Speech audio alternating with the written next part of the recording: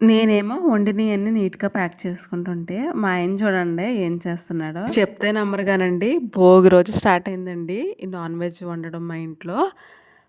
పండగైన 1 week వరకు కూడా అలాగా నాన్ వెజ్ అటు ఇటుగా అలా వండుతూనే ఉన్నాను. సారీ. నేను కాదండి వండేది మా అమ్మ.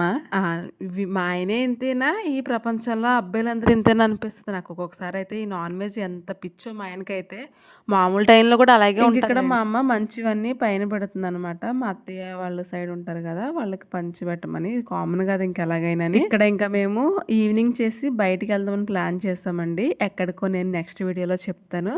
మా పిల్లలైతే మంచి ఉత్సాహంతో ఉన్నారు బయటకి తీసుకెళ్తున్నానని. నాకు మాత్రం ఫీవరొచ్చేసింది అప్పటికే. కాకపోతే మా తమ్ముడు వాడు ప్రెషర్ పెట్టడం వల్ల ఇంక నేను రెడీ అవ్వాననమాట. ఎళ్ళొచ్చిన తర్వాత మా పిల్లలైతే పడుకుండి పోయారండి ఇంక అలిసి.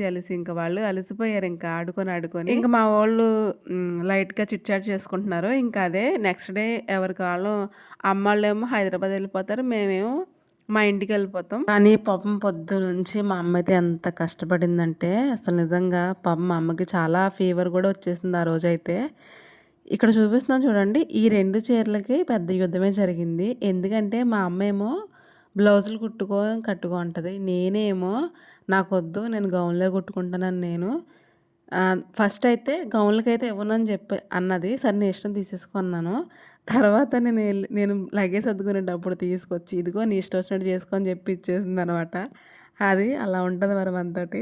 వాయిస్ ఓవర్ ఇస్తున్నాను గానండి నాకు ఒకటే డైలాగ్ గుర్తొస్తుంది. సొంత ఇల్లంటూ ఉండదు ఆడపిల్లకి అనే డైలాగ్ ఒకటే గుర్తొస్తుంది నాకు.